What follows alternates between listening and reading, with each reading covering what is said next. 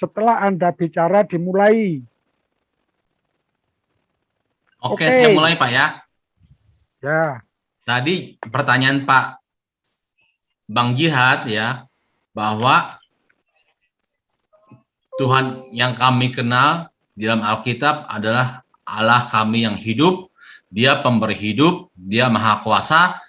Kita manusia tidak dapat membatasi kekuasaannya, maka tumbuh-tumbuhan pada hari ketiga pun dapat hidup walaupun tanpa matahari. Matahari diciptakan di hari keempat. Ini bukan tidak berlawan dengan sains, karena pada saat itu sains pun tidak ada, ya. Tidak ada gravitasi bumi, tidak ada perputaran matahari di porosnya pun tidak ada, ya. Jadi tidak ada sains pada saat itu, ya. Selebihnya saya serahkan kepada tim member kami di sini ya. Oke, silakan. Saya nambahin ya. Begini. Kalau menurut saya itu kitab yang tadi itu, ayat tadi itu sesuai dengan sains. Karena kenapa? Begini, kalau kita baca ayat itu yang ditumbuhkan itu tunas atau benih. Bukan tumbuhan yang sudah besar. Nah, gini. Di pasar-pasar kalau misalkan petani-petani kan beli benih tuh. Nah, misalkan benih-benih itu tidak memakai matahari, enggak masalah. Jika memang orang-orang yang jualan benih itu membutuhkan matahari, ya mati semua berarti benihnya, kan begitu logikanya. Nah, jadi sangat jelas bahwa ayat yang kita bahas itu jelas itu sains gitu loh. Jadi benih itu nggak membutuhkan sinar matahari sama sekali, nah, kecuali waktu dia ingin ditumbuhkan baru membutuhkan matahari. Nah, begitu. Nah, kita juga dapat lihat di Kejadian 2, di sana jelas dinyatakan bahwa sebelum penciptaan Adam itu belum ada tumbuhan sama sekali. Nah, berarti artinya yang ayat yang dibahas itu adalah benih, begitu. Terima kasih. Lanjut yang lain. Oke, baik, saya tambahkan sedikit. Begini, yang dimaksud dengan Bang Jihad itu, kalau secara ilmu pengetahuan sains, memang ya tidak sesuai. Tapi ini kan yang tertulis dalam Alkitab adalah proses penciptaan. Proses penciptaan bukan yang dibahas adalah proses berkembang biak. Tuhan yang Maha Kuasa, Dia meletakkan tumbuh-tumbuhan pada hari pertama pun tidak menjadi persoalan. Walaupun matahari di hari ke-6 tidak menjadi persoalan karena Dia yang Maha Kuasa. Setelah semua proses penciptaan itu selesai, baru muncul sains. Sains mempelajari bagaimana cara berkembang biak segala makhluk yang ada di muka bumi ini. Jadi begitu. Silakan lanjut yang teman-teman. Jadi beda ya. Ini kan proses penciptaan, bukan proses berkembang biak ya. Jadi untuk teman Bang Jihad ya. Oke, lanjut yang lain.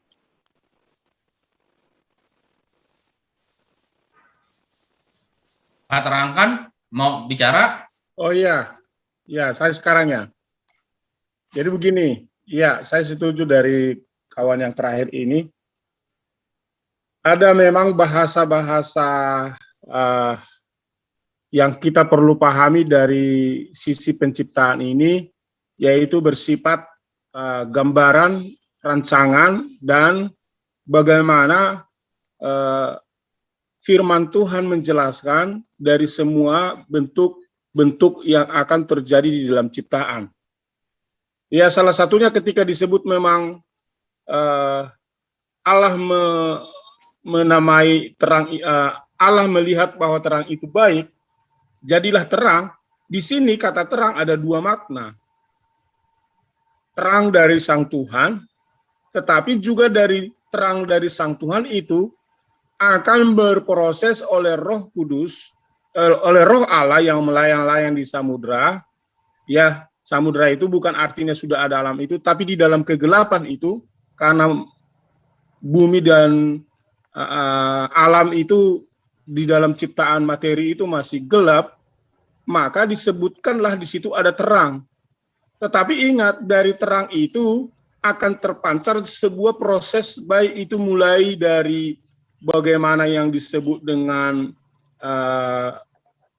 cakrawala berproses, bagaimana yang disebut dengan air pemisahan di atas dan di bawah, ada yang disebut dengan kumpulan air itu yang di laut dan ada di udara, kan begitu. Ada yang ayat 11 menumbuhkan tunas-tunas ketika ada air itu sebagai sumber kehidupan, dan tanah itu menumbuhkan tunas-tunas muda, dan berbagai hal. Nah, kenapa pada ayat 14 jadilah benda-benda penerang pada cakrawala untuk memisahkan siang dari malam, itu sebenarnya dia sudah jadi.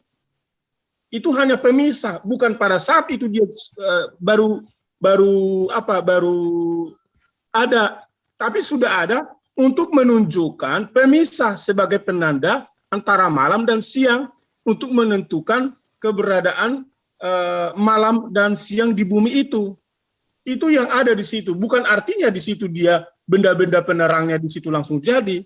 Jadi dari atas itu prosesnya sudah ada terang, terus air, cakrawala air dan bumi, laut, dan terakhir di situ benda penerang yang penekanannya di situ adalah benda penerang pada cakrawala untuk memisahkan, ya, bukan untuk mengartikan bahwa di situ penciptaan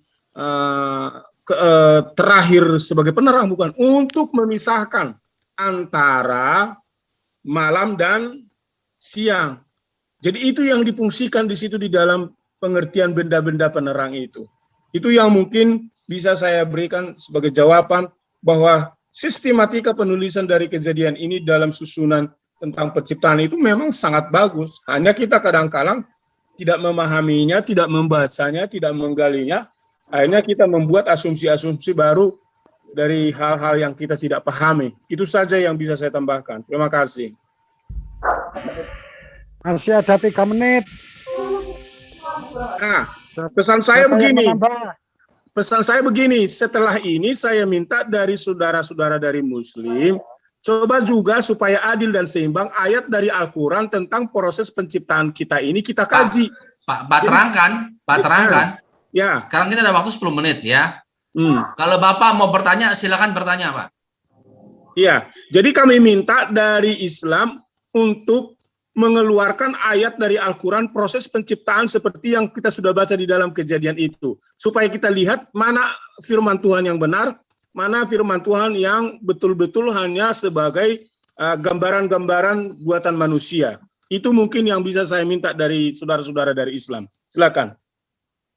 Dari saya mau bertanya, apa yang diciptakan dahulu, bumi atau langit? Ya. Ada lagi yang mau bertanya? Kalau nggak ada, saya lempar semuanya ya. Pak, udah selesai Pak. Ini boleh waktunya dijawab bagaimana? Masih ada waktu. Nah, biarin lewat, biar cepat. Masih ada waktu ya? Oh ya. Pak, maaf Pak, saya hanya 1 jam ya, sebentar. 1 jam. Begitu saya mau ini, ada urusan lain lagi ya. Sebentar. Izin ya. Begini, ini kita diskusi ya. Diskusi misalnya teman-teman dari Muslim bertanya, kita jelaskan apa yang kita tahu dan apa yang kita imani. Begitupun sebaliknya kalau kita bertanya, teman-teman bisa jelaskan sesuai dengan apa yang teman-teman tahu dan teman-teman imani, dan untuk pribadi saya tidak perlu bantah itu. Supaya kita diskusinya saling mengetahui dan untuk saling menghormati, itu aja dari saya. Silakan lanjut. Ini Terima pakai kasih. waktu. Terima Jadi kasih. Selesai. Waktu silakan. Ya, terima kasih. Ini cuma ada 1 pertanyaan dari pihak Kristen. Itu tadi maknanya udah dipahami saudara-saudaraku. Kalau sudah, mohon dijawab. Dan pertama kali kita pemaparan adalah al-laqo. Jadi penciptaan seorang manusia di bumi ini. Sebentar, Modo. Ini ya. Mulai kah?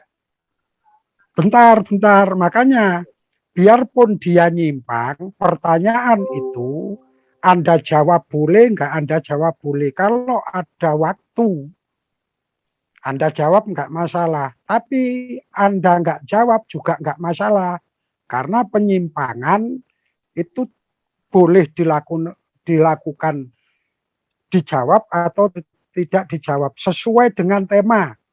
Ya, sekali lagi mohon untuk saudaraku Kristen sesuai dengan tema. Ya, waktu kita mulai, monggo dari Islam. Kang Jihad dulu, Kang Jihad, silakan Jihad. Oke, bismillahirrahmanirrahim. Assalamualaikum warahmatullahi wabarakatuh. Kawan-kawan semua, bangsa dan setanah air, karena ini memang keteraturan, saya lebih teratur juga diskusinya karena ini. Nah, yang kita maksudkan tadi dari awal mula, Bang Helboy itu, kita sedang mencari dan menguji sebuah kitab suci. Tadi sudah diuji beberapa dari kitab Al-Quran tentang penciptaan manusia, dari proses penciptaan manusia dalam janin. Itu sudah kita buktikan secara saintifik. Kemudian kita mengacu kepada kejadian yang ayat kejadian 1 ayat sampai sekian itu ya. Nah, saya akan bertanya kepada kawan-kawan semua, bagaimanapun adalah kebenaran itu adalah kesesuaian fakta dan data. Jadi kalau Pak Helboy mengatakan, oh itu belum ada pengetahuan, itu belum ada sains, kita nggak usah bicara Pak kalau udah sebegitu. Stop pembicaraan ini. Karena ayat itu juga, itu dilakukan sepanjang masa Pak. Maka ayat itu perlu diuji secara materinya, perlu diuji secara ilmiah atau tidak ilmiah, rasional atau tidak rasional. Itu yang kita bawa dari awal mula dalam sebuah diskusi ini, supaya diskusi ini luhur dan pencerahan kepada orang-orang yang di luar sana. Itu yang pertama. Kemudian yang pertama, ketika mengatakan bahwa ilmu pengetahuan itu tidak ada, kemudian kalau sudah seperti itu ya selesai saja diskusinya. Itu yang kedua. Kemudian pada Nisi mengatakan ayat 12 itu dikatakan bahwa itu adalah masalah tumbuh-tumbuhan. Berarti dia tidak baca secara keseluruhan ayat itu. Bahwa di ayat 12 itu benih tumbuh menjadi berbuah lagi gitu loh Pak. Berarti ada tumbuh dan berkembang dan menjadi buah. Itu fakta dan tidak bisa dibuktikan. Bagaimana kita ada mengetahui dan membenarkan secara saintifik bahwa tunas itu, benih itu bisa tumbuh dan berkembang tanpa sinar matahari. Mau ngomong apapun, Anda mengilas sebagaimanapun, itu tidak bisa jawab Pak. Itu tidak ilmiah. Itu fakta. Gitu loh. Secara datanya begitu, faktanya begini. Itu baru kebenaran. Itu yang kedua adalah masalah Pak tadi terangkan. Mengatakan bahwa ada siang dan malam segala proses penciptaan. Bagaimana mungkin ada sebuah siang dan malam sementara matahari diciptakan belakangan? Buktikan pada saya orang-orang yang berpikir ini yang menghambakan pada rasionalisme atas dasar keimanannya, pada rasional baru beriman. Iman, ilmu, amal. Dan kami tidak dibenarkan untuk mengimani sesuatu yang tidak berilmu. Nah, saya mengatakan demikian. Coba terangkan pada saya. Bagaimana Anda mengatakan bahwa itu ada siang dan malam? Sementara benda untuk penerangnya itu matahari diciptakan belakangan. Itu pun sudah tidak ilmiah, Pak. Bagaimanapun tidak ilmiah, gitu menurut saya. Nah, kalau menurut saya hal-hal yang tadi dikatakan masalah penciptaan sekarang itu saya nanti jawab belakangan lah, itu lebih pokok. Tapi saya sudah buktikan bahwa di sini bahwa yang mengatakan bahwa apa yang Anda premis yang Anda bangun di dalam ayat suci Al-Quran itu tidak dalam ayat suci Bible itu Anda katakan suci. Saya mohon maaf tidak menghujat Pak, tapi faktanya yang Anda bangun itu kitab suci itu premisnya ada gagal untuk membuktikan secara saintifik. Demikian, silakan kawan-kawan yang lain. Silakan disambung. Sedikit dari saya lah sedikit mungkin ya untuk menguatkan kembali pernyataan Kang Jihad, karena kita hari ini bicara realita nyata gitu, mata melihat, otak juga mungkin mengilmuinya, memahami sesuai pengetahuan ya seperti itulah ya. Hari ini gimana bisa ada sinar terang dan gelap kalau ternyata realitinya matahari belum ada ya, bahkan hari-hari yang berlalu yang berbeda. Itu mungkin yang harus sama-sama kita pahami. Inilah bukti bahwa kalimat yang dinobatkan sebagai kitab suci gitu kan bisa diragukan karena tidak berkesesuaian antara fakta dan data. Itu Pak Helboy dan juga teman-teman di Kristenan. Ya tidak kami maksud memaksakan, tidak. Ini kami hanya berusaha untuk mengkorelasikan antara ilmu yang kami miliki, realita yang ada dan kenyataan. Itu yang dipahami oleh kami, ya. Terus juga ada pertanyaan tentang penciptaan. Oke. Di sini saya ketemukan dalam Al-Quran Al-Imran ayat 190. Dan sungguhnya dalam penciptaan langit dan bumi dan pergantian malam dan siang terdapat tanda kekuasaan Allah bagi orang-orang yang berakal. Jadi Allah mengatakan orang berakal memahami mengerti bahwa sesungguhnya penciptaan langit dan bumi itu adalah diciptakan oleh Allah. Ya, pergantian malam dan siang terdapat tanda-tanda dari Allah Subhanahu Wa Taala. Terus juga Al-A'raf ayat 54 di sini. Sungguh Tuhanmu adalah Allah yang menciptakan langit dan bumi dalam 6 masa. Dia bersemayam di atas ars, dia menurunkan malam, dia menutup malam kepada siang yang mengikutinya dengan rapat, dengan diciptakannya matahari dan bulan dan bintang-bintang tunduk kepada perintahnya. Ingatlah, sesungguhnya penciptaan dan urusan menjadi haknya. Maka Maha Suci Allah Tuhan seluruh alam. Kalau menurut Al-A'raf ayat 54, silakan Bapak cek, bisa dikatakan, sungguh Allah mencipta langit dan bumi dalam 6 masa, lalu dia bersemayam di atas, dia menutup malam dan siang kepada siang dengan mengikutinya dengan rapat, dengan diciptakannya matahari dan bulan. Kalimat sangat selaras, kalimatnya tidak kontradiksi. Ya, ini yang kami miliki. Terus lagi, cukup dulu, silakan mungkin yang lain. Semoga bisa dipahami, bisa dimengerti. Silakan yang lain, Kang Wong. Baik, saya Sahrul bisa. Silakan. Lanjut Pak. Baik, terima kasih. Assalamualaikum. Segera disambut. Ya, waktu bicara waktu.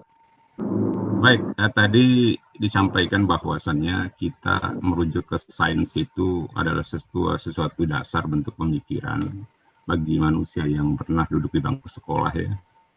Jadi kita pahami bahwa gravitasi itu adalah sebuah kata yang berasal dari bahasa Latin ya, yaitu gravis ya, gravitas ya. Jadi arti secara harfiah itu artinya benda itu punya berat. Nah, definisi itu adalah gaya tarik menarik suatu benda yang menuju poros bumi. Itu definisinya. Dan penciptaan sesuatu apapun namanya, dia telah memiliki berat dalam komposisinya masing-masing. Makanya kami di Islam itu telah diatur dan dipahami oleh Al-Quran. Tidak satupun manusia yang bisa memahami Al-Quran tentang kebenarannya kecuali bagi orang-orang yang berpikir. Makanya statement Allah itu jelas, hanya orang-orang yang mau berpikir saja yang bisa menerima kebenaran Al-Quran. Itu saja dari saya. Terima kasih. Ya, Assalamualaikum. Waalaikumsalam. Silakan, taman lain. Cepat kan. Ustaz Abdi. Sambil nunggu, saya sedikit lagi Kang. Sambil nunggu, insya Allah. Jadi begini, teman-teman Kristenan, marilah kita berpikir bahwasanya kitab suci yang tentunya dalamnya sebagai bentuk pantauan Allah, ya, sekaligus juga sebagai bentuk pemeliharaan Allah, sebagai bentuk juga kalimat-kalimat Allah yang otomatis notabene dia harus sempurna. Ya, tidak ambigu, tidak terjadi kontradiksi, baik untuk keilmuan di masa lampau dan juga masa yang sekarang ini, masa-masa kita, yang notabene hari ini begitu banyak ilmuwan-ilmuwan yang telah sedang dan akan senantiasa dia meneliti, menelaah apapun yang terjadi. Ya, bahkan saya kemarin melihat ada tentang menyusui pun dalam Quran diarahkan. Ya. Sengaja saya kemana untuk biar kita paham. Di dalam perintah Al-Quran dikatakan harus menyusui sampai 2 tahun disempurnakan. Ternyata menurut ahli dari kedokteran pun demikian, bahwa untuk kesehatan anak, kesempurnaan kesehatan anak, metabolisme anak maka harus 2 tahun. Artinya Pak, antara kesesuaian antara ayat suci yang kami miliki dengan apa yang merupakan penemuan dari orang-orang terdahulu atau orang-orang sekarang terkemudian, maaf. Ya, dari orang-orang profesor yang notabene mereka pun bukan tentu orang Islam. Tidak sedikit orang-orang di luar Islam yang hari ini menjelaskan dan terkaget-kaget ketika itu ada dan keselarasan dengan Al-Quran kami. Itu saudara. Ya, silakan Kang Adi. Oke, boleh saya tambah sedikit? Ya, silakan. Ya, dalam surah A'udzubillahiminasyaitonirrajim, Bismillahirrahmanirrahim. Dalam surah Al-Anbiya Allah Subhanahu wa taala berfirman ayat 30 yang artinya, dan apakah orang-orang yang kafir tidak mengetahui bahwasanya langit dan bumi itu keduanya dahulu adalah suatu yang padu, kemudian kami pisahkan antara keduanya, dan dari air kami jadikan segala sesuatu yang hidup, maka mengapakah mereka tidak juga beriman? pada tahun 1889 sampai 1953, seorang observasi bernama Edwin P. Hubble melalui teropong bintang raksasa pada tahun 1929 menunjukkan adanya pemuaian alam semesta. Ini berarti bahwa alam semesta berekspansi, bukannya statis seperti dugaan Einstein. Kemudian, menurut fisikawan Rusia George Gamow mengatakan bahwa melahirkan sekitar 100 miliar galaksi yang masing-masing rata-rata memiliki 100 miliar bintang. Tetapi sebelumnya bila ditarik ke belakang, kesemuanya merupakan satu gumpalan yang terdiri dari neutron. Gumpalan itulah yang meledak yang dikenal dengan istilah Big Bang. Inilah yang disyaratkan oleh Al-Quran pada ayat tadi, surat Al-Anbiya ayat 30. Terima kasih. Masya Allah. Terima kasih. Terima Mungkin ada pertanyaan? kasih. Pertanyaan dulu dari kami? Atau gimana? Waktu sudah habis. Yep. Ya, kita ulang lagi. Ini untuk saudara kita dari Kristen. Kita fokuskan kepada penciptaan manusia. Anda melenceng, terserah. Yang penting topiknya pembentukan manusia atau penciptaan manusia. Juga begitu kepada Muslim, Anda melenceng jauh, itu terserah Anda, tapi kita fokuskan kepada penciptaan manusia. Sekarang mulai dari pihak Kristen 10 menit, Anda bicara langsung start. Monggo silahkan.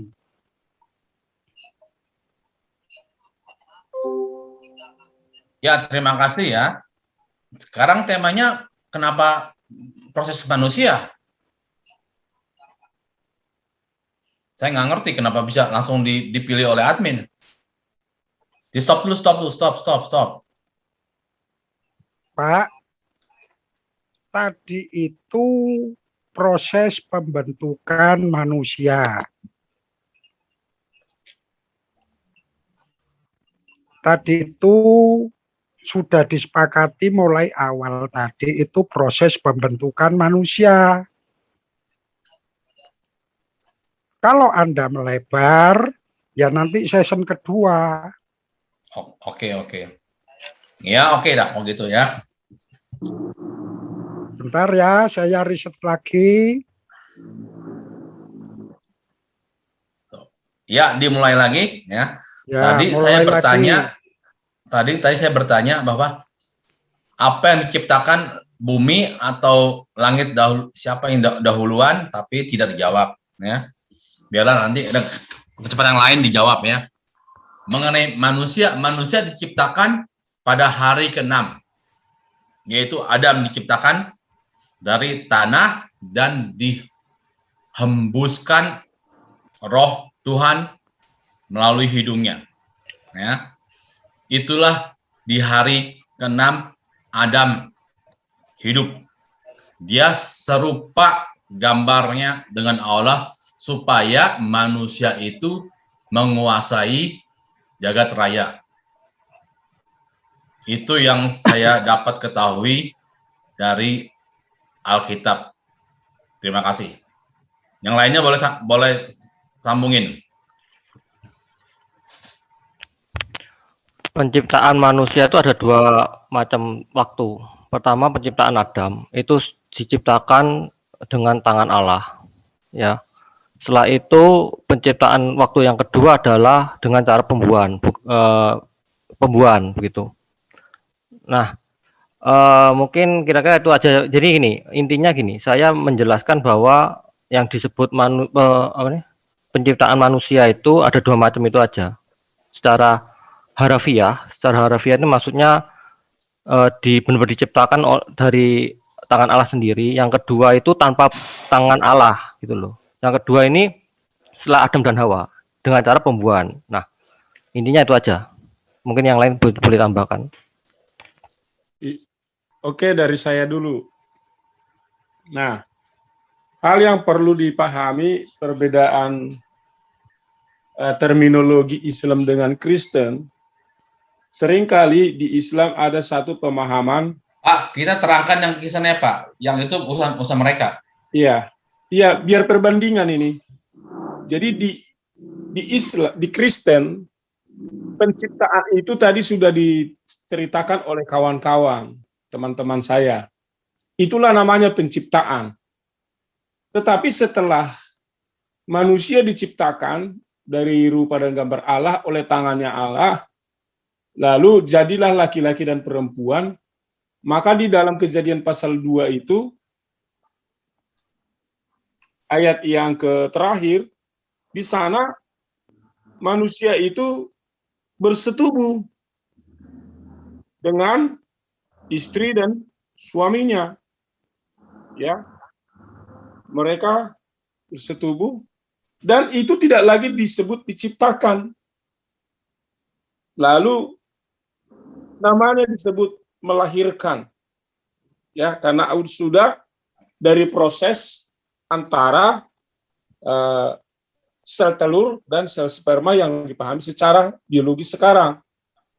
Walaupun tadi kita sudah sedikit bahas tentang sel sperma atau mani dalam konteks Alkitab dan juga tadi dari konteks Al-Quran. Namun bagi kami hal yang disebut diciptakan itu bagi manusia namun bagi manusia dalam kandungan itu adalah ditenun, dalam arti ada satu proses. Kata tenun itu kan sebenarnya kalau kita lihat kan seperti pada saat membuat satu kain ditenun gitu, antara benang yang satu, sisi horizontal, vertikal, itu dibuat pola dan gambarannya, akhirnya dia jadi kan begitu. Nah, itu bukan lagi diciptakan seperti yang saya sudah bacakan tadi di dalam Mazmur pasal 139. Engkaulah yang membentuk buah pinggangku, menenun aku dalam kandungan ibuku. Aku bersyukur kepadamu oleh karena kejadianku. Jadi itu bukan lagi diciptakan. Itu sudah mulai satu proses bagaimana seorang laki-laki dan perempuan, dan itu ditaruh di dalam buah kandungan perempuan itu, dan dia jadi dalam sebuah kelahiran. Nah, kalau Islam kan sering tidak bisa membedakan mana ciptaan pertama manusia Adam dan Hawa, mana manusia yang sudah lahir, di mana bagi Kristen itu bukan lagi ciptaan. Seperti contoh Yesus lahir itu bukan lagi diciptakan. Itu adalah suatu proses janin kandungan memakai Maria oleh Roh Kudus. Nah, inilah yang perlu saya mau jelaskan di dalam hal ini. Itu yang bisa saya tambahkan. Nah, sekarang coba Islam menjawab kenapa Islam tidak bisa membedakan mana diciptakan, mana dilahirkan. Dan kalau bisa menjawab, tolong diklarifikasi di sini, di lewat edukasi YouTube ini, supaya umat juga semakin paham apa itu perbedaan diciptakan pertama Adam dan Hawa dan dilahirkan manusia dari keturunan kejadian manusia itu sendiri. Itu barangkali dari saya, teman-teman silakan ditambahkan. Oke, baik. Terima kasih. Saya masih lanjut menanggapi dari Bang Jihad ya.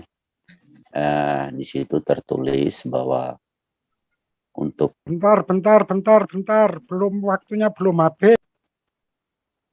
Ya, kan masih saya, masih Kristen kan, Pak? Ya, terus. Salah Pak, mohon maaf itu. Salah. Ya. Namanya orang, terus. Aman aja. Jadi begini, di situ tertulis awalnya itu Tuhan memisahkan gelap dan terang. Pertama kali itu memisahkan dulu gelap dan terang. Setelah itu baru untuk tetap menentukan terang dan gelap, baru Tuhan menciptakan di cakrawala untuk menerangi siang dinamakan matahari, untuk menerangi malam, yang gelap itu disebut malam, yang terang itu disebut siang, dan untuk menerangi malam harinya maka diciptakan bulan dan bintang.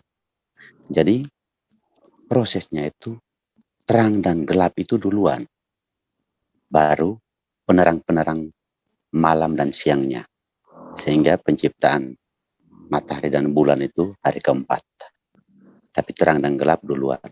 Sekarang kalau misalnya tidak sesuai dengan sains atau ilmu pengetahuan, kita perlu paham ilmu pengetahuan atau sains ini kan mempelajari apa yang ada di muka bumi ini. Artinya, penciptaan itu telah ada dan semua isi seluruh alam semesta ini sudah ada, baru kita mempelajarinya. Manusia mempelajari bagaimana makhluk hidup ini berkembang biak. Bagaimana tumbuh-tumbuhan ini bisa tumbuh dan berbuah. Nah, ini kan belajar. Mempelajari semua itu. Dan kita harus pahami juga antara penciptaan dengan ilmu pengetahuan, yang ada duluan itu kan penciptaan. Ilmu pengetahuan itu kan dari belakang. Setelah manusia mempelajari semua isi dalam alam semesta ini, baru dinamakan sains. Kalau misalnya kita harus memaksakan penciptaan Tuhan itu harus sesuai dengan ilmu pengetahuan atau sains, tidak bisa, Pak. Karena sains dari belakang. Penciptaan duluan. Jadi mungkin teman-teman dari saya cukup sekian, atau mungkin teman-teman yang lain masih ada waktu, silakan mau tambah, silakan tambah. Mengenai Big Bang itu adalah ilmu dari ateis, ya. Saya heran mengapa kaum Muslim mengambil ilmu dari Big Bang untuk menyokong Al-Quran mereka, ya. Apakah Allah setuju dengan pemakaian ilmu-ilmu dari orang yang ateis mengenai penciptaan alam semesta, ya? Itu dia. Sekarang saya mau tanya, saya tahu bahwa sering mendengar istilah kun fayakun, yang artinya seketika, sekejap saja terjadi. Tolong tunjukkan di mana Allah SWT di Al-Quran ataupun dimanapun dia melakukan dengan strategi ilmu kun fayakun. Mengerti? Tolong tunjukkan di mana Allah SWT melakukan kun fayakun. Bukan ceritanya doang, ya, bukan klaimnya aja, tapi dia melakukan dengan kun fayakun. Terima kasih. Masih ada setengah menit. Sudah nggak ada? Kalau nggak ada, kita riset ya. Oh, ada lewat. Ya, terima kasih. Sekarang giliran Muslim untuk menjawab, tetap diskusi, temanya tetap, kalau melebar boleh dijawab, boleh tidak. Yang penting waktu Anda gunakan dengan semaksimal mungkin. Kalau ada pertanyaan juga dimasukkan. Yang penting ini pembentukan atau penciptaan manusia. Ya, monggo waktu kita mulai. Senior, saya mohon izin ya, saya bahas tentang reproduksi manusia senior. Silakan. Baik, jadi kita bicara tentang penciptaan manusia yang sebenarnya nanti dibahas mungkin teman-teman yang lain tentang penciptaan ada. Tapi kita fokus pada reproduksi manusia. Di Al-Quran, Allah Subhanahu wa Ta'ala berfirman dalam surah Al-Qiyamah 3639, A'udzubillahi minasyaitonirrajim, ayahsabul insanu ayyutraka suda alam yakun nutfatan min manni yumna thumma kana 'alaqatan fa khalaqa fa sawwa fa ja'ala minhu zawjayn adh-dhakara wal untha. Kemudian di surah lain Allah Subhanahu wa Ta'ala berfirman dalam surah An-Najm 4546, wa annahu khalaqa az-zawjayn adh-dhakara wal untha min nutfatin idza tumna, dan bahwa sesungguhnya dialah yang menciptakan berpasang-pasangan lelaki dan perempuan dari nutfah apabila dipancarkan. Dalam surah yang lain Allah Subhanahu wa Ta'ala berfirman surah Al-Waqiah 5859, afara'aitum ma tumnun a antum takhluquna am nahnu khaliqun. Maka terangkanlah kepadaku tentang apa yang kamu pancarkan atau mani. Kamukah yang menciptakannya atau kami? Surah Al-Qiyamah di atas tadi tegas menyatakan bahwa nutfah merupakan bagian kecil dari mani yang dituangkan ke dalam rahim. Kata nutfah dalam Al-Quran adalah setetes yang dapat membasahi. Nah, informasi ini sejalan dengan penemuan ilmiah pada abad sekarang, pada abad 20 yang menginformasikan kepada kita bahwa pancaran mani yang menyembur dari alat kelamin pria mengandung sekitar 207 benih manusia. Sedangkan yang berhasil bertemu dengan ovum hanya satu saja. Itu yang dikatakan dalam Al-Quran tadi, nutfah min maniyin yumna, atau nutfah dari mani yang memancar. Kemudian dalam surah An-Najm menginformasikan bahwa dari setetes nutfah yang memancar itu Allah menciptakan kedua jenis manusia, lelaki dan perempuan. Kita tahu ada istilah ilmiah tentang kromosom, lelaki yang dilambangkan dengan huruf Y dan perempuan yang dilambangkan dengan huruf S. Nah, apabila yang membuai ovum adalah sperma yang memiliki kromosom Y, maka anak yang dikandung adalah lelaki, dan bila bertemu X dan X, maka anak yang dikandung adalah perempuan. Jika demikian, yang menentukan jenis kelamin adalah nutfah yang dituangkan sang ayah itu. Terima kasih. Silakan senior.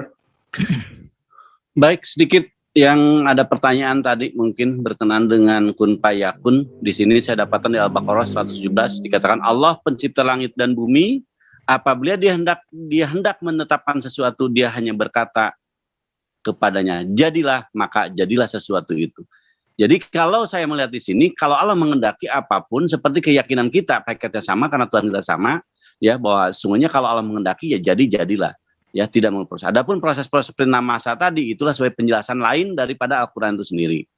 Al-Imran dikatakan bahwa untuk kata kun fayakun juga diberikan oleh Allah kata waktu penciptaan Isa alaihissalam, ya, dia Maryam berkata, ya Tuhanku, bagaimana mungkin aku mempunyai anak padahal tidak ada seorang pun laki-laki yang menyentuh aku.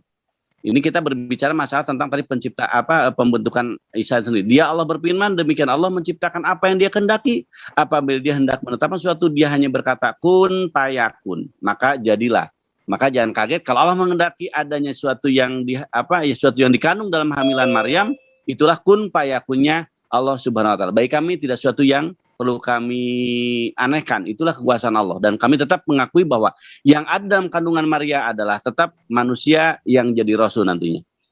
Terus lagi dikatakan sungguh perumpamaan penciptaan Isa bagi Allah dalam 59-nya surat ayat 59-nya Al-Imran, sungguhnya perumpamaan penciptaan Isa bagi Allah seperti penciptaan Adam.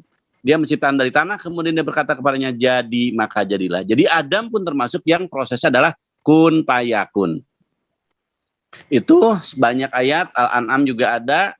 Dia mencipta langit dan bumi dan hendak dan hak benar ketika dia berkata jadilah, maka jadilah sesuatu itu. Firman-Nya adalah benar dan miliknya adalah segala sesuatu kekuasaan pada waktu sangkakala ditiup. Dia mengetahui yang goib dan yang nyata. Dialah yang maha bijaksana mengetahui. Al-A'raf dikatakan. Sebentar, bukan. Sebentar. Al-Nahl dulu saya cek dulu. Sesungguhnya firman An-Nahl ayat 40, sesungguhnya firman kami terhadap suatu apabila kami menghendakinya, kami hanya mengatakan kepadanya jadilah, maka jadilah sesuatu. Jadi Allah sangat mudah bagi Allah. Ya, dialah maha penguasa langit dan bumi, bagi dia sangat mudah apapun itu. Dalam Maryam dijelaskan tentang Isa, maka nggak perlu saya bacakan lagi. Yasin juga demikian. Sungguhnya urusannya apabila dia menghendaki sesuatu, urusannya. Apapun urusannya, sungguhnya urusannya apabila dia menghendaki sesuatu, dia hanya berkata kepada jadi, maka jadilah. Yasin ayat 82. Al-Ghafir, maaf, 68. Dialah yang menghidupkan dan mematikan, maka apabila dia hendak menetapkan suatu urusan, dia hanya berkata kepada jadi, maka jadilah. Mati, maka matilah. Hidup, maka hiduplah. Al-Qamar pun surat belum, bukan Al-Qamar. Sebentar dulu, Al-Qalam. Mungkin itu, ya. Yang saya sampaikan kepada yang bertanya tentang kalimat kun fayakun. Banyak sekali. Silakan Kang Jihad, nanti saya lengkapi lagi. Oke, bismillahirrahmanirrahim. Saya akan menanggapi patrangkan. Tahu patrangkan itu dalam menerangkan tentang penciptaan manusia itu dengan cara ditenun. Bahasanya saja sudah ditenun, itu tidak ilmiah, Pak. Ditenun itu dirangkai-rangkai dari kesatuan-kesatuan itu. Kemudian proses. Tapi saya akan memberikan pencerahan pada patrangkan.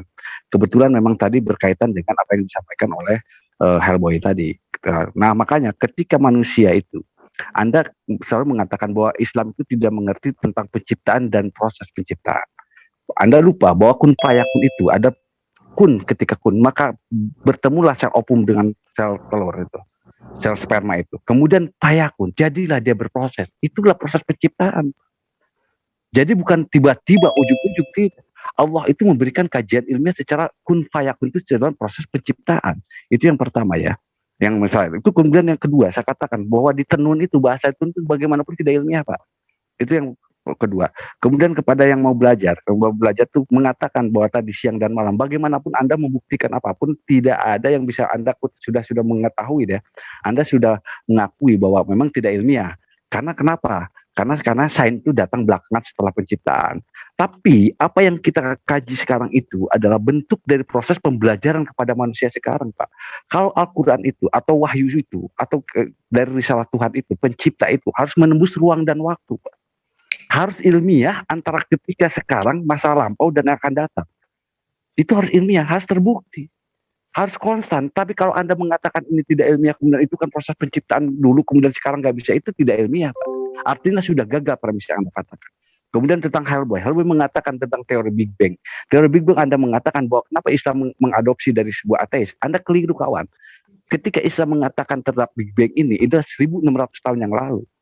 Bagaimana Anda mengenal kata ateis? Ateis itu berbelakangan, kawan. Apa nggak terbalik mereka yang mengatakan yang mengadopsi dari Al-Quran? Jangan diputar-putar, kawan. Jadi harus ilmiah itu harus tersusun. Ilmiah itu adalah kesesuaian fakta dan data. Datanya begini, faktanya begitu. Mana itu yang mengatakan itu? Bahwa penciptaan manusia itu secara ditenun. Ditenun bagaimana? Anda buktikanlah pada kita. Kalau ada kawan-kawan yang menambahkan, silakan nih, masih ada 2 menit lagi. Saya. Al-Quran itu, Pak, ya, proses penciptaan manusia itu memiliki proses. 2 proses. Yang pertama, proses tahapan primordial, Pak. Manusia pertama itu Adam. Ya, diciptakan dari atin, tanah debu, min salsalin, tanah turab, dan sampai sebagiannya. Itu nanti Bapak bisa lihat di Quran surah Al-An'am, Al-Hijr, Al-Mu'minun, Ar-Rum, Ar-Rahman. Baru yang kedua, Al-Quran itu meneraskan proses penciptaan itu dengan apa? Dengan proses biologi. Inilah sistem pengetahuan, Pak. Makanya ada namanya ilmu pengetahuan biologi. Ya. Nah, penciptaan manusia itu selanjutnya dengan masa proses biologi ini, Pak, dipahami sains empirik. Bukan asal-asalan saja, Pak. Kenapa Allah SWT menciptakan dengan cara kayak gini? Agar nanti manusia ke depannya mengetahui pengetahuan itu sendiri. Oke, selanjutnya, Pak, saya tidak bisa, ya sebetulnya saya tertawa juga kalau memang kehebatan Tuhan itu suka-suka hatinya, aku mau ciptakan matahari duluan, mau apa semua, itu sebetulnya hal itu pun nggak bisa dijadikan prolog Bapak gitu. Kalau jago-jagonya kayak gitu, ngapain aja Yesus sendiri, ya kan, tinggal Musa, gitu aja jadi aja manusia langsung. Kenapa mesti pakai proses dari Maria? Nah, itulah menandakan bahwasannya pun Yesus sendiri pun diproses penciptaannya. Begitu saja. Selanjutnya, Pak. Pertanyaan masih 40 detik. Ya, saya sedikit ya. Ini Islam, saya mau bertanya. Silakan. Ini Islam atau gimana? Nah, saya sedikit tadi Islam dulu sedikit. Tadi kan disampaikan di sini letak perbedaan mendasar antara Kristen dan Islam. Dalam Islam itu apapun yang terbentuk, apapun yang bergerak itu adalah ciptaan dan kuasa Allah. Nah, di dalam proses penciptaan manusia, alas birabtum itu jelas itu adalah ciptaan Allah. Bagaimana Allah meniupkan roh di dalam rahim ibu kita. Tapi pada saat kaum Kristen mengatakan itu bukan proses penciptaan, itu ruang mereka. Tapi Islam mengamanatkan itulah keangkuhan menolak kuasa Allah. Terima kasih, waktu sudah habis. Cuman ada satu pertanyaan tadi dari Bang Jihad, itu bagaimana manusia diciptakan, apakah ditenun? Itu monggo ditanggapi oleh saudaraku Kristen. Nanti kalau ada pertanyaan juga dipertajam, juga waktu digunakan dengan baik. Setelah itu 10 menit ini, terus 10 menit terakhir Muslim, kita tutup dengan pemaparan ini dengan 5 menit ya. Jadi closing statement nanti 5 menit. Setelah itu ganti topik, monggo. Yang sekarang ini tetap kita penciptaan. Monggo waktu kita persilakan untuk saudara kita dari Kristen, monggo. Anda ngomong. Ya, saya dulu. Ya, saya dulu. Monggo. Yang lain di mute dulu, Pak. Tolong ini biar ini clear. Yang lain di mute dulu. Ya. Tadi pertanyaan kita tentang bagaimana pemahaman Islam, apakah manusia pertama diciptakan atau ketika manusia lahir diciptakan juga, itu belum dijawab. Tetapi yang saya mau jelaskan begini, Kejadian pasal 1 ayat 14 tadi itu tidak ada kalimat di situ redaksinya penciptaan benda-benda penerang. Yang adalah berfirman Allah, jadilah benda-benda penerang pada cakrawala untuk. Jadi itu untuk menjelaskan fungsi dari benda-benda penerang yang sudah diciptakan, yang sudah ada untuk siang dan malam. Biarlah benda-benda penerang itu menjadi tanda menunjukkan masa, artinya waktu. Itu yang pertama dari saya. Yang kedua begini, sering dari saudara-saudara Islam ini mengangkat selalu kata sains, begitu mereka bangga banget tentang sains. Tapi ketika kita lihat apa pernyataan Al-Quran tentang kaitan sains tersebut, itu tidak ada kecocokan isi Al-Quran dengan sains. Seperti contohnya tadi, penciptaan yang disebut dengan ala ateis, itu nggak berhubungan. Terus kedua juga dibilang begini, bahwa Islam selalu sains. Dari apa yang kalian ceritakan tentang manusia lewat Saripati, lewat penciptaan langit dan bumi, itu menurut saya bahwa semua itu kita hanya sedang belajar menemukan dari apa yang ditemukan oleh ahli alam semesta, ahli biologi, gitu. Itu yang saya lihat, khususnya Al-Quran. Paling seperti contohnya dari Saripati, ya memang dari dulu manusia, memang dari sperma, itu nggak perlu dibahas lagi. Bahwa itu adalah sebuah pernyataan firman Tuhan dari Allah kepada manusia bahwa itu sangat ajaib. Nggak begitu penting gitu loh, nggak ada kaitannya itu sesuatu yang dibanggakan firman Tuhan. Paling itu adalah sebuah cerita penemuan manusia yang sudah dikatakan bahwa itu memang sudah terjadi jauh sebelum Al-Quran. Pada saat manusia kejadian pertama juga sudah ada itu. Ya, terus juga penciptaan yang lainnya yang membanggakan sains tentang penemuan ateis itu. Lalu dikatakan itu, subhanahu wa Allah, kata, lalu dibangga-banggain. Padahal itu nggak ada kaitannya dengan seperti itu. Jadi maksud saya begini, apa yang ada di Al-Quran itu sesungguhnya memang sama adalah sebuah penemuan-penemuan sederhana dari manusia, lalu di Al-Quran, tetapi datang saudara-saudara kita dari Islam ini mengangkat itu sebuah berlebih-lebihan seolah-olah itu adalah dari sains begitu hebat gitu. Padahal tidak. Itu semua hanya sebuah proses yang sudah terjadi di dalam penemuan manusia. Itu mungkin dari saya, silakan teman-teman yang lain untuk memberikan tambahan. Saya ya. Mengenai kun fayakun ya, seperti tadi jawab ya, Allah tidak dapat membuktikan bahwa dia melakukan sesuatu dengan kun fayakun, tidak ada ya, yang sekejap tidak ada. Tetapi di Alkitab terjadi, jadilah terang, jadi terang ya. Be light, it was light ya, itu terbukti ya. Kalau Islam kan sering tidak bisa membedakan. Dan lagi ya Pak ya, manusia dan bertawa mengenai yang sudah lahir, penciptaan manusia Adam itu seperti contoh Yesus lahir secara sekejap itu tidak Pak ya. Malah si Adam bilang, kapan gua kelarnya nih ya? Dia nanya Allah, kapan gua kelarnya ya? Tadi bilangnya sekejap. Oh tidak ya. Tolong dijawab itu, kenapa si Adam bilang kapan gua kelarnya nih ya? Selebihnya anggota yang lain jawab.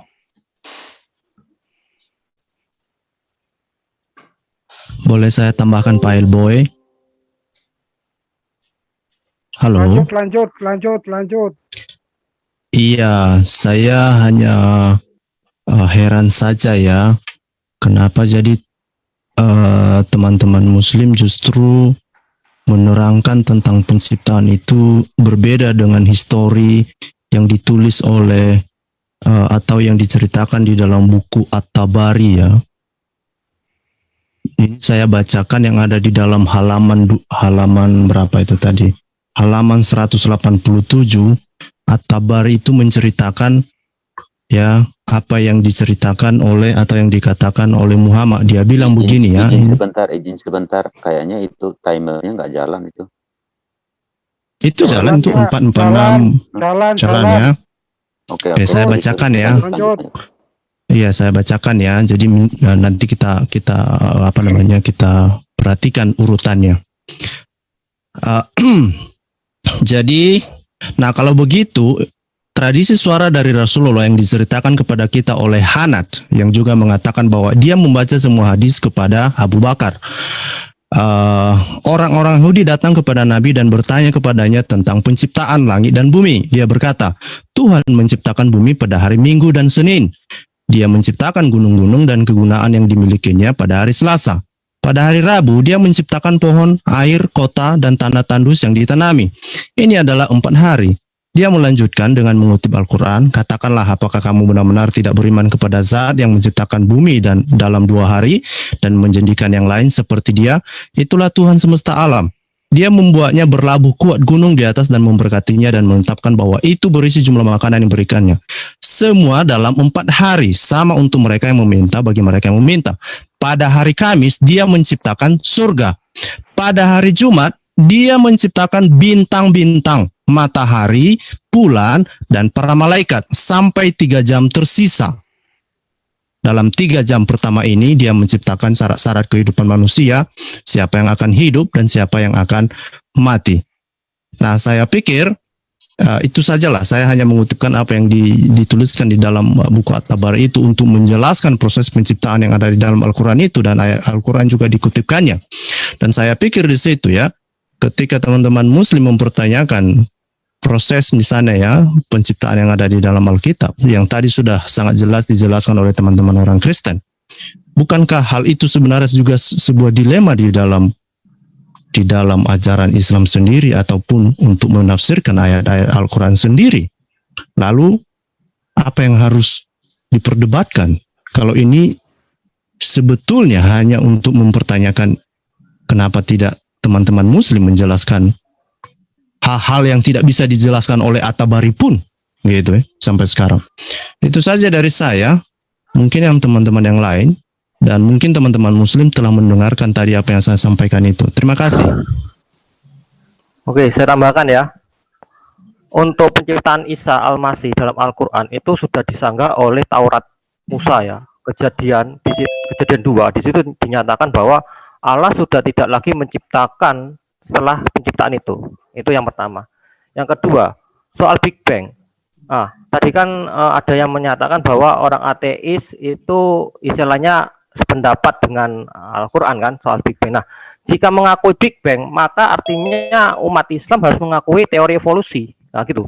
Karena teori Big Bang ini tidak akan menciptakan bumi seperti ini. Ada air, ada tumbuhan, dan lain-lain. Nah, artinya jika Islam mengakui Big Bang, artinya mengakui teori evolusi yang mana manusia ada karena monyet gitu loh. Gitu aja. Terima kasih. Mungkin yang lain boleh menambahkan. Terima kasih.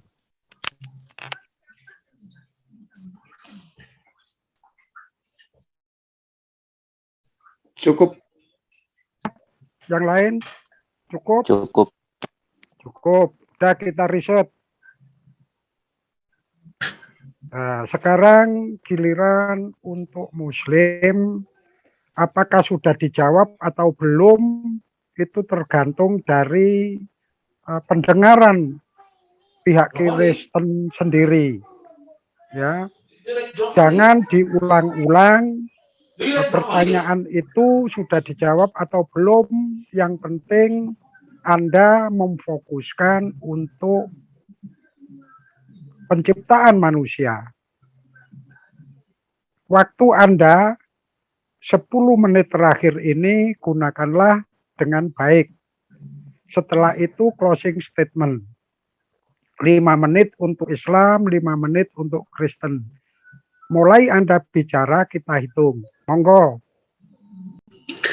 Baik, saya sendiri ya, sebentar ya Kang. Untuk Silakan. menjawab dari Pak Terangkanlah. Pak Terangkanlah, saya sangat miris dengan pernyataan Anda. Kenapa manakala kita udah sepakat seperti Bang Jihad katakan bahwa kebenaran itu ada keselarasan antara fakta, data, dan kenyataan. Ternyata Anda masih lari dari itu. Tapi ya kembali lagi, ini hak Anda dan juga hak para audien nanti akan bisa menentukan.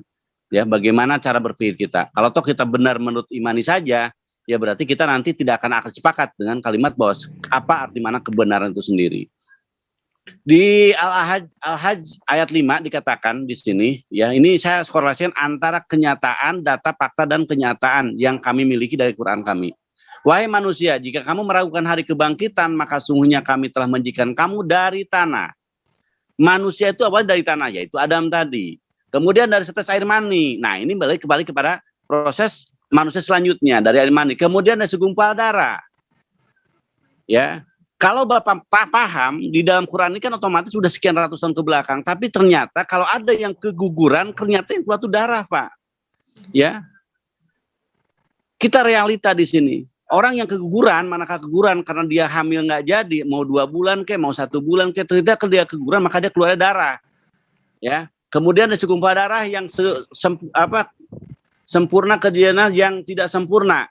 Agar kami jelaskan kepada kamu dan kami tetapkan dalam rahim menurut kehendak kami sampai waktu yang sudah ditentukan.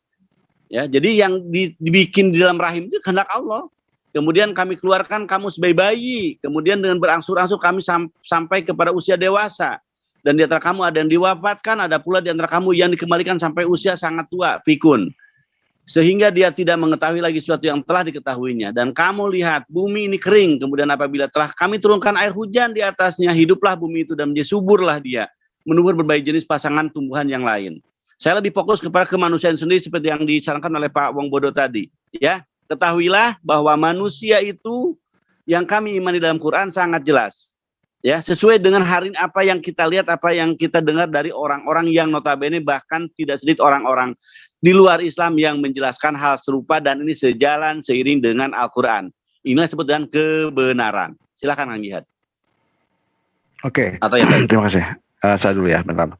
Pak terangkan tadi masalah proses dalam rahim itu dikatakan bahwa tidak ilmiah. Sebenarnya itu yang tidak ilmiah itu dalam seks itu betul memang dalam proses itu. Tapi Anda lupa bahwa Al-Quran itu secara detail menciptakan dalam janin di dalam rahim manusia. Itu yang tidak Anda baca dalam surat Al-Mu'min 12-14 itu. Nah, yang tidak ilmiah itu dan yang tidak penting itu yang seperti yang Anda bilang itu dalam Bible itu tentang seks. Semua orang juga udah tahu itu tentang seks itu. Gak usah itu. Terus mengenai Pak Helboy itu kata jadilah terang. Kemudian kan mana jadilah terang. Terang itu kan tidak ada matahari, tidak penting misalkan Maha Pencipta segala macam itu kan tidak bisa dibuktikan secara ilmiah, Pak. Gitu lah.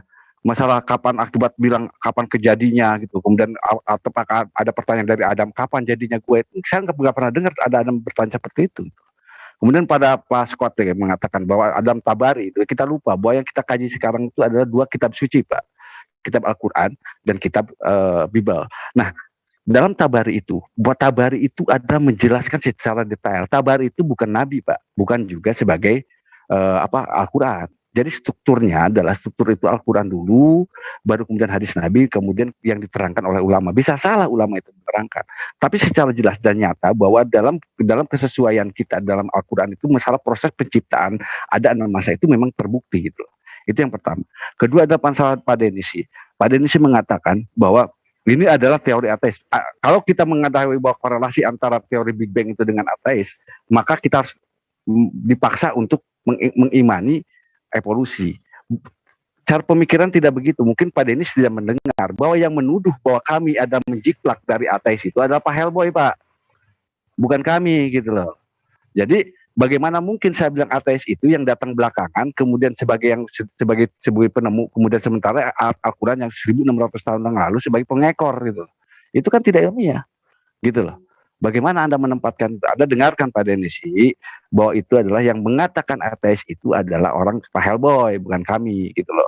Jadi saya pikir dari keterangan yang sudah jelas ini mengatakan bahwa sudah jelas dan terang bahwa kalian itu para oten itu tidak bisa membuktikan secara ilmiah proses penciptaannya. Mau suka atau tidak suka kita katakan itu. tidak ilmiah terhadap proses penciptaan. Misalkan kejadian 12, bagaimana mungkin kejadian 12 itu menumbuhkan biji-bijian sementara mataharinya diciptakan kemudian? Bagaimana menjadikan gelap dan terang kemudian diciptakan mataharinya belakangan? Tidak ilmiah, Pak, itu. Itu yang perlu dipahami ya. Silakan kawan-kawan yang lain. Silakan Muslim. Ayo. Lanjut. Yang Muslim ini. Yang lainnya. Masih 4 menit setengah. Oke, yang tamasa sedikit saya nih dari yang bertanya tentang tamasa boleh ya, sambil nunggu yang lain. Tolong disiapkan teman yang mau bicara. Saya dulu. Ayo silakan. Pak Trangka sangat lucu sekali. Selalu ngotot bahwasannya kitabnya itu memang oke. Silakan, terserah hak Bapak itu. Tapi Bapak jangan dulu menyudutkan Al-Qur'anul Karim. Al-Qur'an itu, Pak, tentang masalah penciptaan manusia yang dengan 2 proses tadi sudah dijawab. Ya, dengan 2 proses pertahapan yang telah kami jawab tadi. Dan bahkan Bapak bilang tadi bahwasannya Al-Quran itu melihat dari hal yang sudah diketahui orang-orang biologi. Silakan Bapak cari setelah abad proses kenaikan Isa Al-Masih atau Yesus, siapa yang bisa membantah Al-Quran itu sendiri, Pak? Bapak-bapak gereja mana yang bisa mengetahui tentang At-Turab, At-Tin, Min Hamain Mansun? Silakan. Apakah ada orangnya yang mengetahui tentang proses biologi? Tidak ada, Pak. Bahkan mereka masih heran dengan apa yang terciptakan dalam Al-Quranul Karim itu sendiri. Bagaimana cara penciptaan Adam begitu lengkap. Bagaimana cara penciptaan manusia begitu lengkap.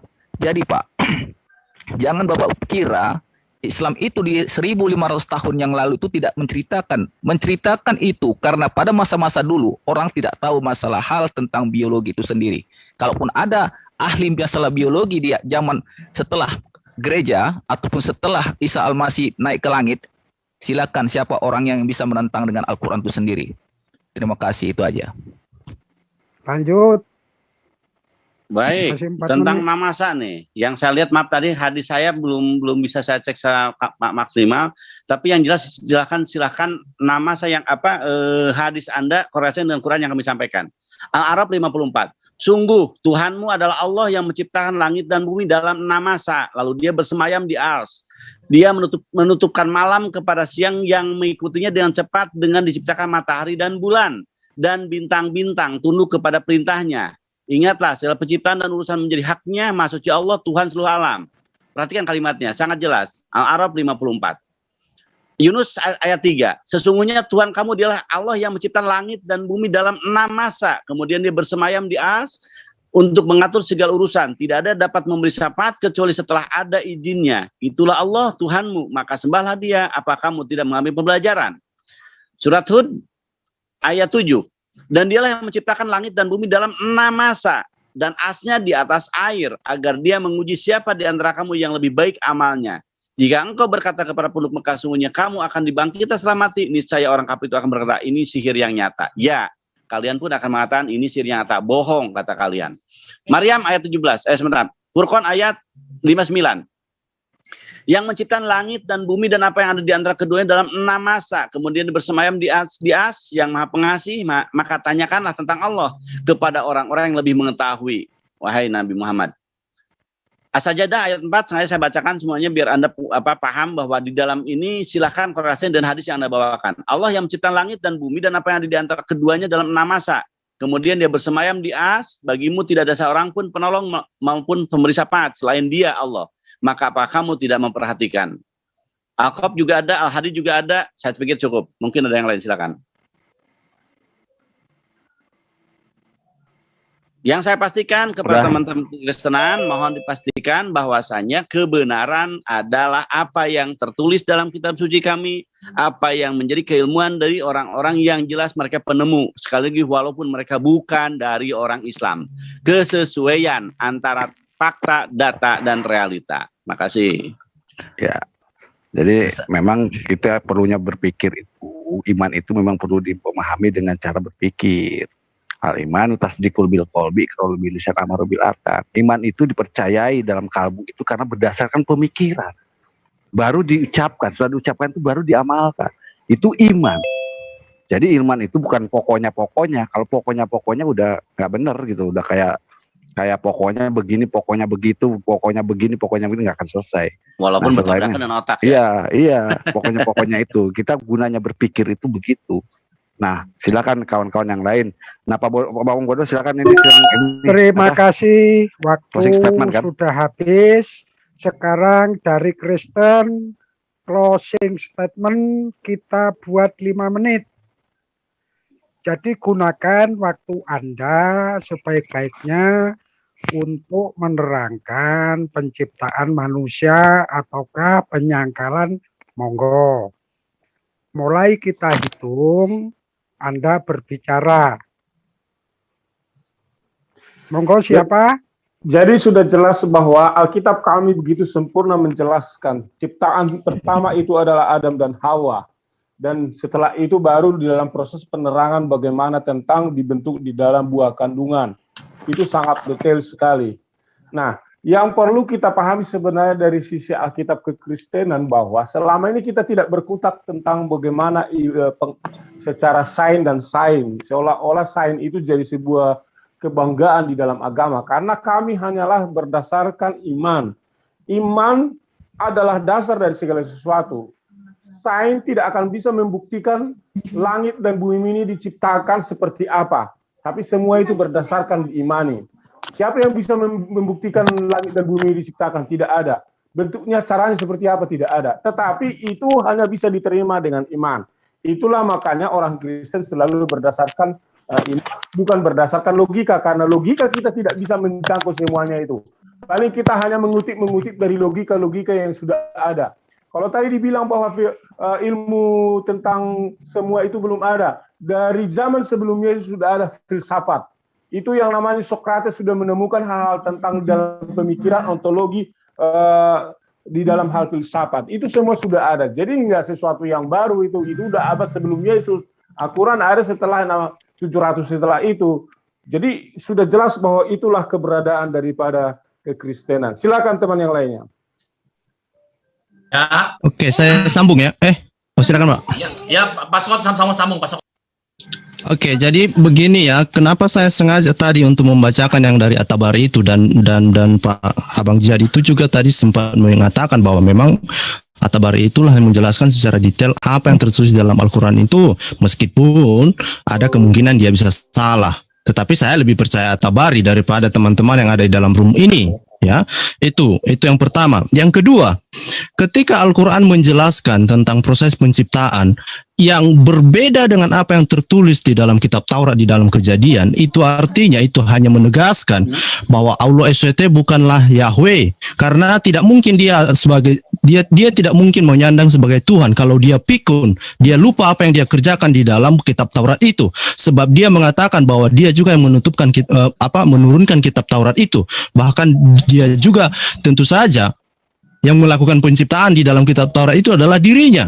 Maka itu sangat tidak mungkin ketika dia menjadi pikun, ketika dia menceritakan hal yang lain di dalam kitab yang lain, maka kemungkinan besar dia hanya menceritakan, mengklaim-klaim sebagai Tuhan yang menciptakan alam semesta. Itu saja dari saya. Silakan tambahkan Pak Hellboy. Ya, memang Muslim terkenal dengan klaim-klaim kosongnya ya. Semuanya. Manusia ke bulan, Neil Armstrong masuk Islam karena dengar suara azan di bulan. Ya. Dan juga mengenai Big Bang Theory di Al-Quran tidak pernah, skolar-skolarnya pun tidak pernah, hanya setelah di abad ke-19 baru muncul Big Bang masuk dalam Al-Quran. Ya, bukan saya yang menuduh, tapi kalian semua mengakukan itu bahwa dari ateis. Ya, jangan dibulak-balik. Ya, tunjukkan di saya bahwa sekolah-sekolah di abad 12, 11 8, 9 bilang Big Bang teori. Tidak ada. Jangan dibulak-balik. Kalian memang terkenal dengan klaim-klaim kosong. Semuanya kosong. Tidak ada pembuktian. Yang ada hanya pembicaraan pelaporan palsu. Bulan dibelah. NASA mengakui. Bohong. Ya. Kenyangkanlah kalian dengan tipu-tipu semua. Ya. Kalian pikir, nggak masuk di logika. Saya tantang, Bang Jihad. Kalau lu yang jago logika, adu sama gua matematik sama ngomongnya yang sopan. Tenang. Terus lanjut. Yang lain. Oke, saya pertama kesimpulan yang pertama ya, itu teori Big Bang itu tidak masuk akal ya. Jadi ya, jika ada yang mengakui teori Big Bang berarti itu ya sudah gila bagi saya. Kemudian yang kedua itu soal Isa itu diciptakan itu juga tidak masuk akal juga gitu loh. Karena Taurat juga jelas menyanggah hal itu gitu. Jadi dalam Kejadian 2. Itu aja. Terima kasih. Sedikit saya. Lanjut. Sains telah membuktikan matahari terbenam di dalam lumpur. Terima kasih. Selamat malam. Lanjut. Waktu. Lanjut. Habis. Sudah? Habis. Siapa dulu nih? Siapa dulu? Saya dulu. Bentar. Waktu Bang, waktunya. Perhatikan. Satu menit ya. Waktu kita munculkan dulu. Waktunya. Sedikit nanti terakhir. Waktu. Siapa duluan? Saya terakhir. Saya dulu pertama. Ya, silakan. Master Wong, Abang Jihad, Pak Sarul, aku, Pak Budak. Ya, silakan, waktu silakan. tolong dimunculkan dulu. Sudah Bang. Sudah? Belum. Mulai? Waktu dari tadi sudah tampil terus. Oh ya udah, monggo. Maaf, saudaraku, maaf. Sambil diminum kopinya Pak. Oke, ya. Kita mulai dari Anda berbicara. Monggo. Saya sangat sedih dengan teman-teman si Oten ini. Selalu bohong. Semua kata-kata itu nauzubillah min dzalik. Tidak memiliki rasa ilmu, pengetahuan, tidak mendidik dalam pengetahuan. Sangat sedih sekali. Nggak menghormati kata-kata orang. Jadi saya sangat sedih. Dengan sangat sedih sekali. Itu yang pertama. Tidak memiliki akhlak dan rasa kasih. Yang kedua, silakan cari siapa yang pembunuh Galileo. Silakan cari ilmuwan itu. Siapa yang membunuh pada masa-masa itu tentang hal ilmu pengetahuan. Itu saja. Apakah Islam? Atau orang lain? Atau yang mana? Dalam dunia astronomi, Bruno, Galileo. Siapa yang membunuh? Kopernikus. Siapa? Itu saja. Terima kasih. Lanjut. Ya, jadi gini, kawan-kawan. Jadi gini, kita sudah membuktikan, sudah pemaparan kita sudah jelas. Bang Helbo itu jangan kejang-kejang gitu dong. Kalau memang mau ada tanding lagi di belakangan, yang penting kita sudah buktikan. Tapi yang jelas begini, kawan-kawan. Saya akan membangun narasi kepada kalian ini, semua orang-orang Kristen mengatakan bahwa saya membuka premis. Allah itu pencipta itu, siapapun pencipta itu. Bahwa dia itu menciptakan manusia itu dibekali dengan akal pikiran. Dibekali otak sehat untuk mengobservasi, untuk menelaah, untuk mempelajari. Tapi satu sisi, sang pencipta itu tidak mungkin menurunkan ajaran yang tidak sesuai dengan akal pikiran. Buat apa akal pikiran kita? Buang aja itu ke laut akal pikiran kita kalau akal sehat tidak mau. Maka dalam Al-Quran dikatakan Al-Baqarah 269, wa ma yajuru ilal ulil albab. Dan tidak ada yang mengambil pelajaran kecuali orang-orang yang punya akal sehat. Maka di antara semuanya kitab suci di dunia ini cuma Al-Quran yang menjawab, apalah ya tafakkarun, apalah ya tajakkarun. Lu nggak mikir nggak sih lu? Mikir nggak sih lu? Al-Quran selalu menantang dan challenge kepada manusia. Maka orang-orang yang berpikir itulah orang yang mendapat hidayah. Kebenaran itu dari mutlak dari Allah. Tapi kebenaran itu bisa dibuktikan secara saintifik. Buang itu otak kita semua kalau memang tidak menampilkan secara ilmiah. Terima kasih, kawan-kawan lanjut. Baik, terima kasih. Jadi kepada kawan-kawan muslim saya sarankan untuk tidak tersinggung dengan ucapan-ucapan kawan-kawan Kristen. Karena ini sudah terjadi 16 abad yang lalu pada saat Rasulullah hadir ke muka bumi diutus oleh Allah Subhanahu wa taala. Jadi Allah sudah tegaskan di dalam surat Al-Baqarah ayat 6, kamu sampaikan atau tidak kepada mereka, mereka tetap tidak beriman atau dalam posisi kafir. Jadi kita tidak perlu lagi mengambil pusing dengan apa yang mereka justifikasi, itulah keadaan mereka, itulah jokmak mereka, dan kita sebagai orang Islam tugasnya hanya satu, ud'u ila sabili rabbika bil hikmah wal mau'izatul hasanah wajadilhum billati ahsan, menyampaikan kebenaran dari Allah. Pada saat penolakan itu terjadi pada mereka, pertanggungjawaban mereka di akhirat kelak, Dan pada saat ini mereka-mereka yang Kristen ada di room ini, mereka telah paham dengan dogmanya. Sasaran kita adalah manusia yang mendengarkan kita di luar sana. Doa kita semoga mereka mendapat hidayah setelah mendapatkan data-data bukti saintifik apa yang disampaikan oleh Al-Quran yang didengarkan oleh orang-orang di luar sana. Demikian dari saya, mohon maaf. Wassalamualaikum warahmatullahi wabarakatuh. Oke, dikit kamu dulu ya. Baik, terima kasih. Saya mungkin lanjut dengan ayat Az-Zumar ayat 71. Wasiqal ladzina kafaru ila jahannam dzumara hatta idza ja'uha wa futiyat abwabuha wa qala lahum hazanatuha alam ya'tikum rusulun minkum yatlu 'alaikum ayati rabbikum wa yunzirunakum liqa'a yaumikum hadza qalu bala walakin haqqat kalimatul azabi 'ala kafirin. Orang-orang kafir dibawa ke neraka jahanam berombongan sehingga apabila mereka sampai ke neraka itu dibukakan pintu-pintunya dan berkatalah kepada mereka penjaga-penjaganya, apakah belum pernah datang kepadamu rasul-rasul di antaramu yang membacakan kepadamu ayat-ayat Tuhanmu dan memperingatkan kepadamu akan pertemuan dengan hari ini? Mereka menjawab, benar telah datang, tetapi telah pasti berlaku ketetapan azab terhadap orang-orang yang kafir.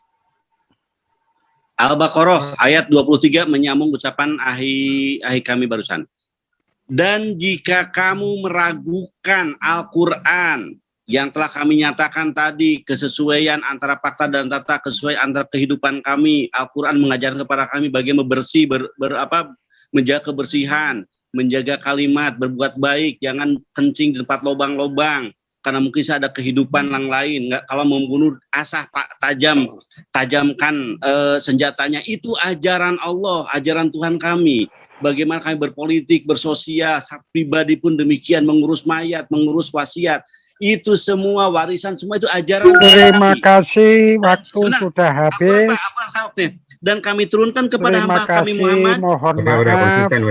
Maka buatlah satu surat semisal dengannya. Udah habis. Ajaklah penolongmu selain Allah. Terima kasih. Waktu sudah kasih. habis. Semangat Pak. Percaya tidak percaya, inilah dari kedua narasumber antara saudara kita Islam dan saudara kita Kristen untuk memberi wawasan kepada netizen-netizen yang di bawah. Anda simpulkan sendiri, perkara belum dijawab masalah Injil dan Al-Quran, itulah pemaparan dari kedua narasumber. Percaya Anda imani, tidak Anda imani, tergantung dari kedua belah pihak. Kami selaku moderator, kami kalau ada kata-kata yang kurang berkenan di hati, kami mohon maaf yang sebesar-besarnya. Karena kesalahan itu dari saya pribadi, kebenaran adalah dari Allah Subhanahu wa taala. Wabillahi taufik wal hidayah. Wassalamualaikum warahmatullahi wabarakatuh. Waalaikumsalam. Ini